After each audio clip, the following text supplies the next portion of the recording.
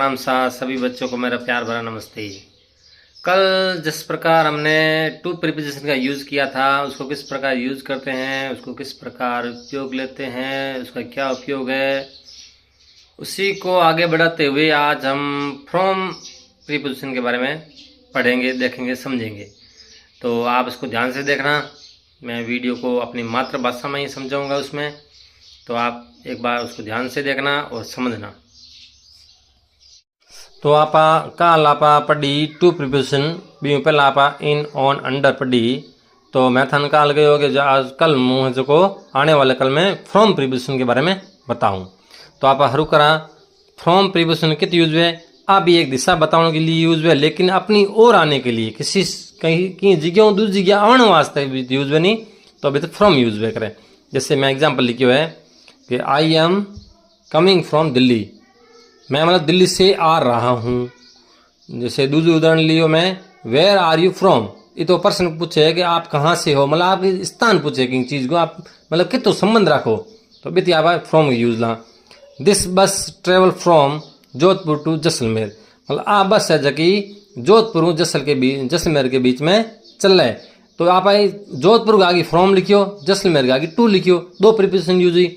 जोधपुर आगे फ्रॉम क्यों लिखियो, क्योंकि बाद जोधपुर निकले उद्गम स्थान जोधपुर है, ठीक है। तो जकी चीज को उद्गम स्थल है भी तो आपा जकी चीज जो निकला है बिन आपागा फ्रॉम, और जिन जकी और ज है तो बिता बोलेगा टू, मतलब बात जोधपुर टू जैसलमेर चल रहा है। तो अभी तक उद्गम स्थान वाला जगह लिखियो है जितो निकला भी लिखियो फ्रॉम, और किसी की ओर जा रही है तो वहां लिख रहा है टू। मजा आ गई चीज। अगलो मैं लिखियो उदाहरण this is letter from headmaster. काल में टू में लिखियो कि this is letter to principal, to principal मतलब प्रिंसिपल को लेटर लिखा है। आज मैं लिख दियो आगे जी फ्रॉम, तो इनको मतलब कि वो लेटर जो को आपने हेडमास्टर तरफ मिलियो है, तो चीज आगे समझ में। किसी और से आना वहां आप यूज ला फ्रॉम, क्योंकि हम जहाँ तो बिता बोलेगा टू। दूसरा फ्रॉम को यूज में है कारण बताने के लिए, मतलब कोज, इंग्लिश में का कोज और हिंदी में का कारण बताने। कोई चीज को कारण है नहीं वो बताने वास्ता फ्रॉम यूज ला। जैसे मैंने फर्स्ट एग्जांपल में पहले एग्जांपल लिखियो है कि this cow died from B disease, मतलब आ गाय है इन का गाय कूर मरी गए, इनको कारण रहो लंपी बीमारी कारण है। तो दूसरा उदाहरण है he is died from heart attack, वो उनकी मृत्यु हो गई किसके कारण, हार्ट अटैक कारण, ये कारण हो गया। जित जित कारण हो ही बिता पर लिखा फ्रॉम। तो सी इज सफरिंग फ्रॉम फीवर, वो अपने किससे जूझ रही है, वो बीमार के कारण उससे परेशान हो रही है, या फिर सफरिंग फ्रॉम फीवर मतलब बीमार अपने बुखार के कारण वो सफरिंग है, ठीक है। तो इसका कारण क्या है, फीवर, इसलिए वो फ्रॉम यूज होगा। अब ये था फ्रॉम प्रीपोजिशन। आगे आप यूज कर रहा आप समझा ओवर प्रीपोजिशन के बारे में, ठीक है। जब कोई वस्तु सिर के ऊपर हो और किसी जगह से ऊपर हो, या तो सिर के ऊपर हो या कोई और दूसरी जगह से ऊपर हो, तो आप यूज रहा ओवर गो, ठीक है। और दूसरो आप यूज करा बिंगो कि जब कोई वस्तु किसी को पूरी तरह कवर कर ले विथ टच, मतलब बिंग टच हुआ भी जगह और पूरी तरह बिन कवर कर ले, तो भी आप यूज रहा ओवर गो यूज, ठीक है। इन जगह थे मिनो बिगो कथे काल गुरु जी बात क्या आगे भाई थे कोई टच वजह के भी ऑन यूज ला, लेकिन ऑन यूज ला, लेकिन ऑन बात चीज जैसे the ball is on the table, तभी तो यूज ला नहीं ऑन को, तो बात बॉल है जो बात टेबल ने पूरी तरह कवर को करना मतलब ढके कौन बाबी मत पड़ी है, तो इन कारण भी तो ऑन यूज हो बट टच ही, ठीक है। लेकिन ओवर के यूज हो टच हो और बाबी ने कवर करी पूरा बिंगो। एग्जाम्पल थाने बता दूँ आगे कि वही टाइप कवर वे और टच वे। तो पहले मैं एग्जाम्पल बिंग लिखियो हो कि a beautiful bird is flying over the pond, एक सुंदर सी चिड़िया है वो तालाब के ऊपर क्या कर रही है, उड़ रही है, ठीक है। तो तालाब के ऊपर उड़ रही, के ऊपर उड़ रही है तो ओवर आ गई, ठीक है। A fighter plane flying over the military area, एक मिलिट्री एरिया के ऊपर है क्या है कि एक फाइटर प्लेन है जो को हमने वो उड़े ऊपर, ठीक है। तो समझ गया बिंग ऊपर कोई चीज के ऊपर है और वो बिंग चीज के ऊपर भी तब यूज ला ओवर गो। अब मैं थने कवर को बताया और टच को बताया बिंगो मैं एग्जांपल नीचे लिखियो है कि ही पुट्स द क्वाइल्ट, मतलब उसने अपने रजाई ली और ओवर हिज बॉडी अपने पूरे शरीर को ढक लिया, ठीक है।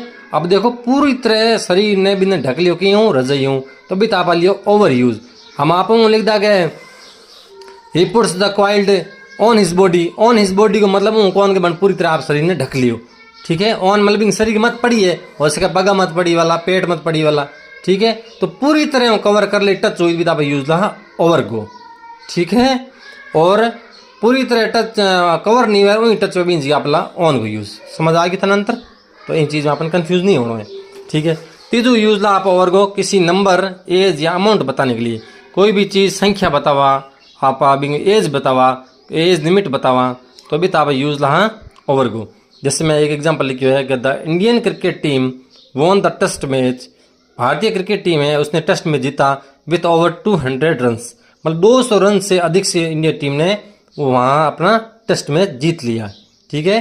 तो इंडियन क्रिकेट टीम 200 रन ज़्यादा आप जीत गई तो ओवर 200 रन्स अब यूज लियो ओवर गो। तो साथियों बच्चों आप आज पढ़ी फ्रॉम प्रीपोजिशन और बिंग बाद पढ़ी आप ओवर प्रीपोजिशन। और ओवर संबंधित एक और प्रीपोजिशन है अबोव, जगह में मामूली सो अंतर है, ज़्यादा को नहीं। कई जगह आप ओवर की जगह अबोव भी लिख सका, ठीक है। लेकिन कई एड़ी सिचुएशन आवे बिन जगह आप अबोव नहीं लिख सका, ठीक है, ओवर ही लिख सका।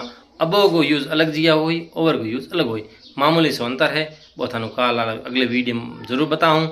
और बीओ आगे अंडर और बिलो भी है, और बिंगो भी थान अंडर को मैं एक बार बता दियो, और अंडर रिलेटेड बिलो वगैरह है अनु कुल मिला के 2-3 और प्रीपोजिशन है कार हूँ पूरी कर दूँ, ठीक है।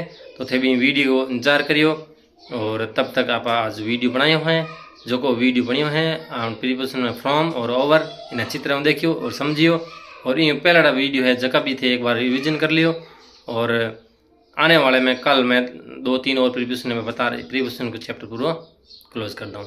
तो आपने वो वीडियो कड़ो लगे, ठीक है। आपने जो पढ़ाई जो समझाऊँ चीज़ तरीक़े से समझ में आवे या कितो के जो भी आपने समझ में आवे वो आप एक बार कमेंट कर जरूर बताइयो, ठीक है। धन्यवाद।